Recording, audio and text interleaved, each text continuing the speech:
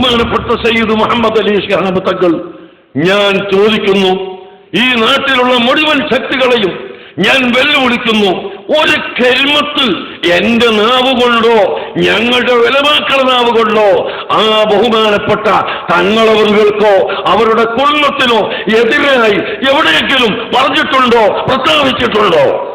അത് തെളിയിക്കാൻ സാധ്യമല്ല. ഉള്ള ആൺകുട്ടികൾ മുന്നോട്ട് വരാൻ.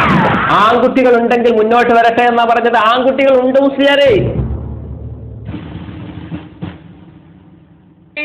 പാണക്കാട് ഉമർ അലി ശിഹാബും ഹൈദർ അലി ശിഹാബും എന്ത് തോന്നിവാസാണ് അവർ പറഞ്ഞത്? തെരഞ്ഞെടുപ്പിന് മുമ്പ് നിങ്ങൾ ചിന്തിച്ചു നോക്കണം. ഞാൻ വെല്ലുവിളിക്കുന്നു, നിങ്ങൾ കള്ളം പറയരുത്.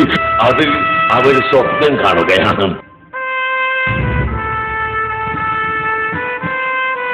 തലപ്പത്ത് നിൽക്കുന്നവർ ഒഴിവാകണം, എന്നാലേ വാശി നന്നാവൂ. ആദ്യം പാണക്കാട്ടുകാർ മാറിക്കൊടുക്കണമെങ്കിൽ മാത്രമേ ഈ മുസ്ലിം ലീഗ് എന്ന് പറയുന്ന രാഷ്ട്രീയ വാശി നന്നാവൂ. അത് അവർ സ്വപ്നം കാണുകയാണ്. 100% വരുന്ന മുസ്ലിം ലീഗുകൾ സുന്നികളാണ്.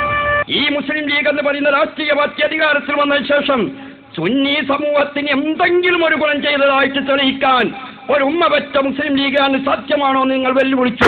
വിഭാഗത്തിലെ ജനങ്ങളുടെ മനസ്സിലേക്ക് നിങ്ങൾ വിഷവിത്തുകൾ പാകരുത്. ഇന്നത്തെ ഈ കേരളം ഉണ്ടല്ലോ, ലോകത്തിലെ മുസ്ലിങ്ങൾക്ക് മാതൃകയാണ് ഈ കേരളം.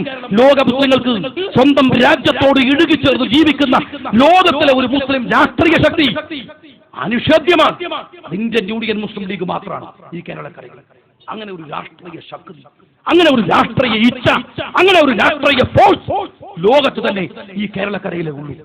ആ ഇസ്ലാമിനെ തകർക്കാൻ, ഇസ്ലാമിന്റെ സ്പന്ദനങ്ങളെ തകർക്കാൻ, ഇസ്ലാമിന്റെ മനോഹാരിതയെ തകർക്കാൻ ആസൂത്രിതമായി നടത്തുന്ന ശ്രമങ്ങളാണ് മുസ്ലിം ലീഗ് പാർട്ടിക്ക് നേരെയുള്ള ആക്രമണങ്ങളുടെ ഒരു ഭാഗം.